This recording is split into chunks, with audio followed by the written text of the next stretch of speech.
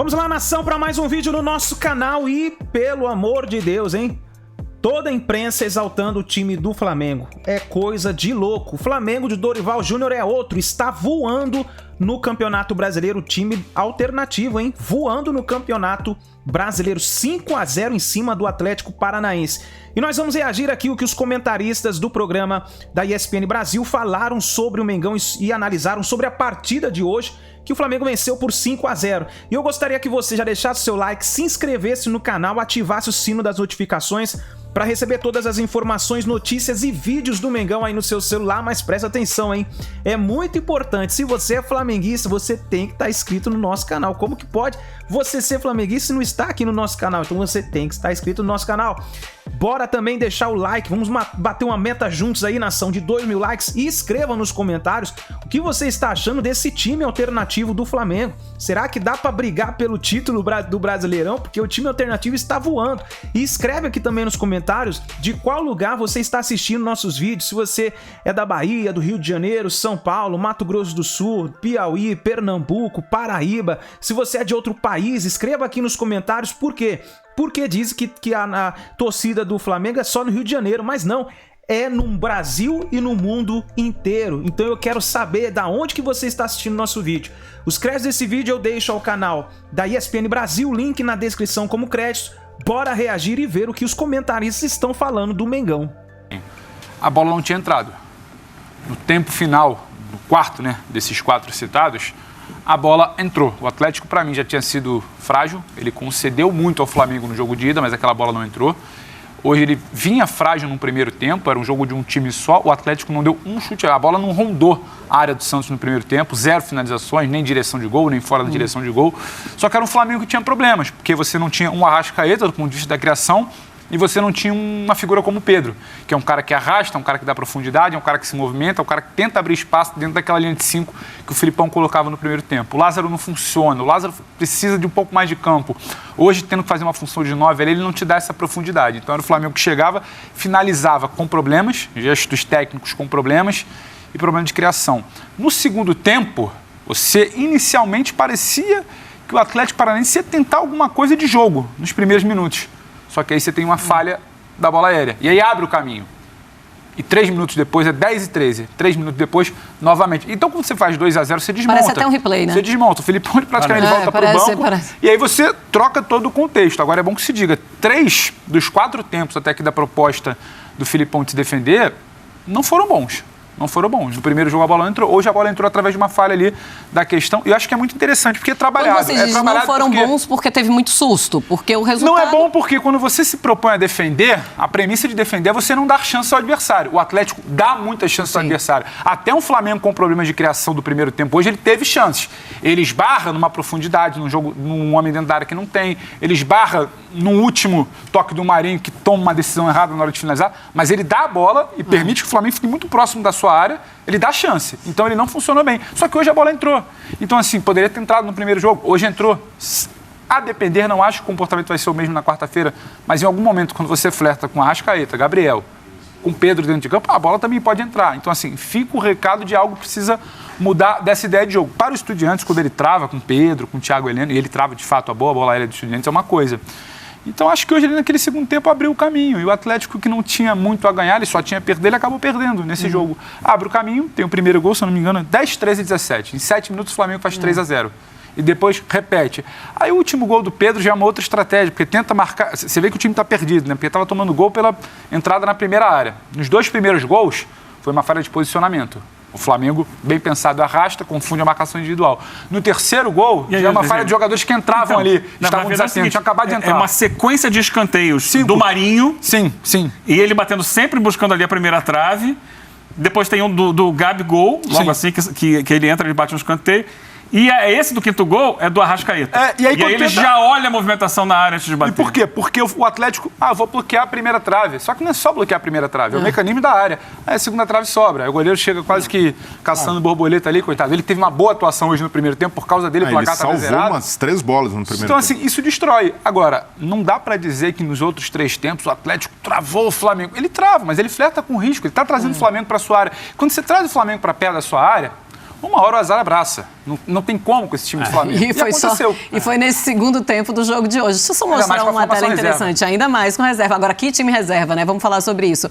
Tem um recorde desses 4 gols de escanteios e a gente tem uma tela interessante para mostrar para os fãs de esporte. Vamos colocar aí, ó. Mais gols após escanteio em um jogo nas últimas 10 temporadas do Campeonato Brasileiro. Foi esse, Flamengo 5, Atlético Paranaense 0. Teve em 2021 o jogo do Fluminense contra o Goiás, que foi 3-0, e também um Cruzeiro e Goiás. O Goiás gosta, né, de levar gol de escanteio. Também foram 3 gols de escanteio, um 5-0, e isso foi em 2003, naquele Cruzeiro, torcedor ficou com saudade. E não tem paralelo também os 2 gols iguais, praticamente repetidos do Fabrício Bruno, o mesmo jogador marcando em jogadas semelhantes. Foi replay, né? Vai. Paralelo com quem? Com outro time aqui no Brasil? Não, e recentemente fazer. O Palmeiras fez 2 gols idênticos no casco com o Corinthians no primeiro turno. Não foram marcados pelo mesmo jogador. Não. Mas o Fabrício Bruno chegar no primeiro pau e marcar dessa forma... 2 e 10, 13 é impressionante. Agora, André, como a gente fala assim, é um Flamengo que pode chegar e é o principal concorrente desse Palmeiras, a gente pensa também num Palmeiras que vai jogar com esse Flamengo, depois joga com o Fluminense. Ou seja, pode ser um Palmeiras que também perca fôlego que também pode perder fôlego nesse Campeonato Brasileiro com esses adversários. Eu acho difícil, viu, Marcela? Porque, como bem lembrou o Pedro e a gente comentou no início do programa, o Palmeiras está numa situação de 2 competições. É bem menos complicado você administrar elenco, desgaste, jogador indisponível. O manejo que é necessário para times que disputam competições simultâneas quando você tem 2 em relação ao que você precisa fazer quando você tem 3. E esse mês, lembra que a gente conversava no Sport Center no início da semana passada? Acho que foi na segunda-feira passada. Palmeiras, do dia 8 ao dia 28. Só tem um jogo de meio de semana. Foi quarta-feira passada contra o Atlético Mineiro pela Libertadores. Se classificou, está na semifinal. Até o dia 28, são jogos de Campeonato Brasileiro, em que o Fluminense tem meio de semana, o Corinthians, que foi o adversário desse sábado, tem meio de semana, teve meio de semana e vai ter meio de semana. Então, é uma preocupação do ponto de vista do técnico adversário, com o jogo anterior, com o próximo jogo, ou seja, é difícil. E o Flamengo, evidentemente, que é o adversário do próximo fim de semana, também tem meio de semana, tem Copa do Brasil na viagem a Curitiba para jogar com o Atlético Paranaense.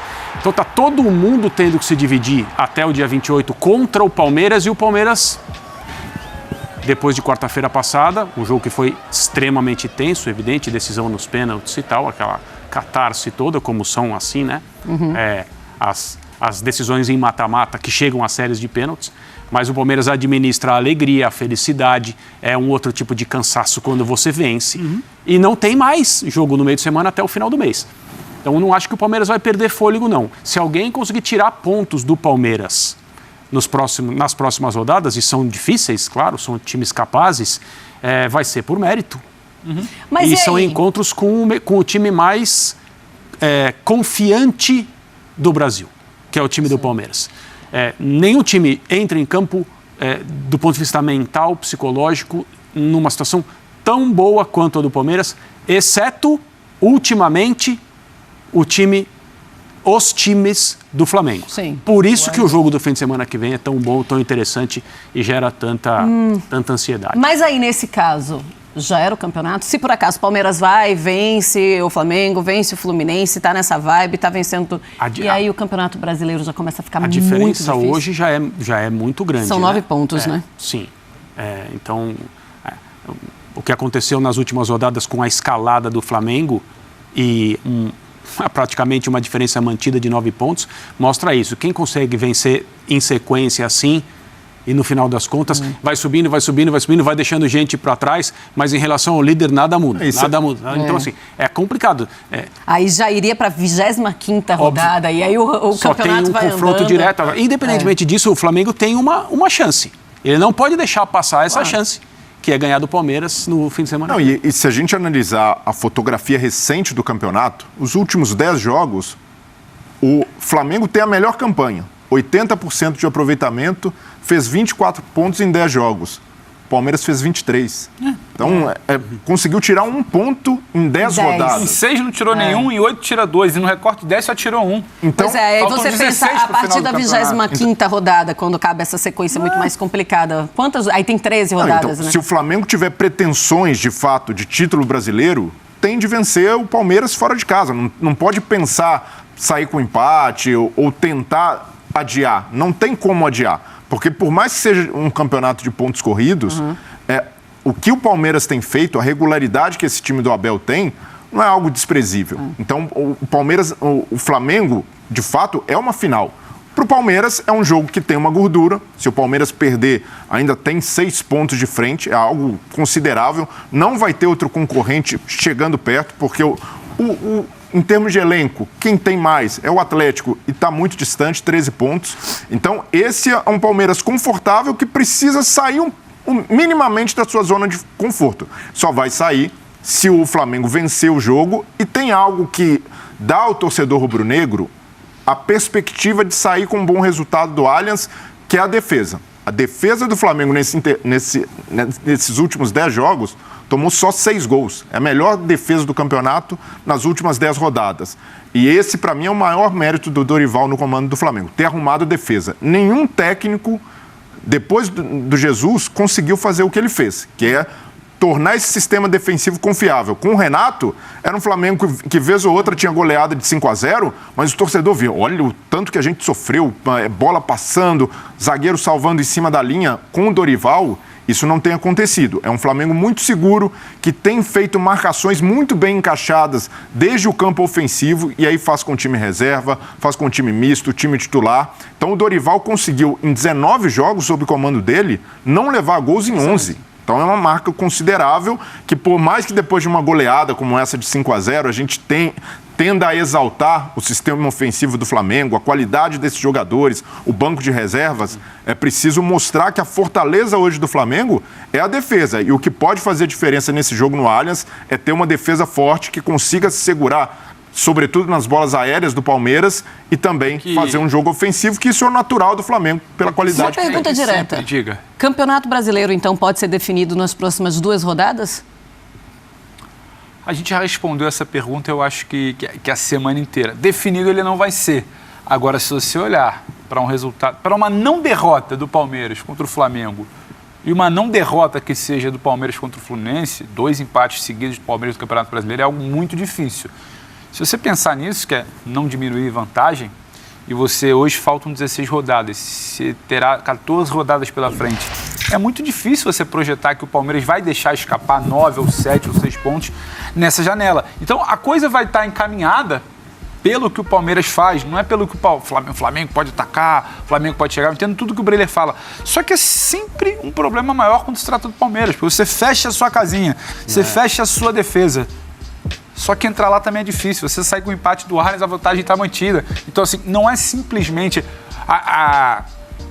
o tabuleiro, quando o oponente é o Palmeiras, é muito complicado. Você tira de um lado, o cobertor está sempre curto, você pega do outro. Se você abre, parece que vai abrir uma vantagem, é um time muito frio do outro lado. O Palmeiras não está bem, mas ele constrói resultado.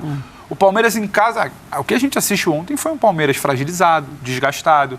Um Palmeiras que, em certos momentos do jogo, parecia estar dosando a sua energia e estava só à espera do bote ideal, porque parecia que em algum momento aquele Corinthians, sabe, com um volume que não tinha anteriormente, ia dar o espaço e deu espaço. Então, assim, o cobertor está sempre curto para esse confronto contra o Palmeiras. Aí eu acho que sim, a coisa vai estar encaminhada, e o encaminhada só serve para a gente se trair, né? No final do campeonato, caso haja uma reviravolta. Mas você a coisa será cobrado, né? Você está no seu papel de perguntar. A coisa vai estar encaminhada porque tem esse cobertor curto.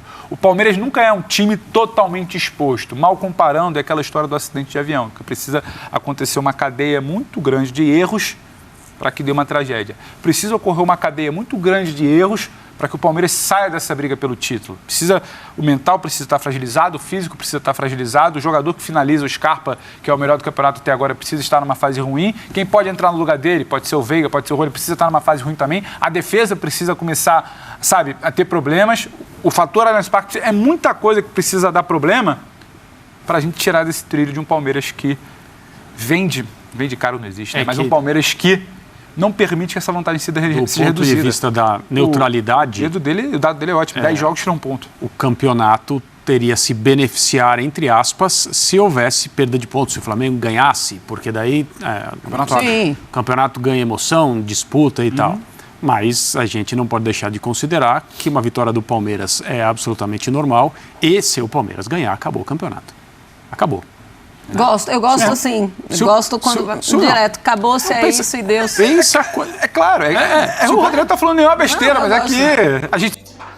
E pra você também, se o Flamengo não conseguir vencer o Palmeiras na próxima partida do Campeonato Brasileiro, pra você já acabou o campeonato? Escreve aí nos comentários. Lembrando que o Flamengo agora tem 9 pontos de diferença pro Palmeiras, né?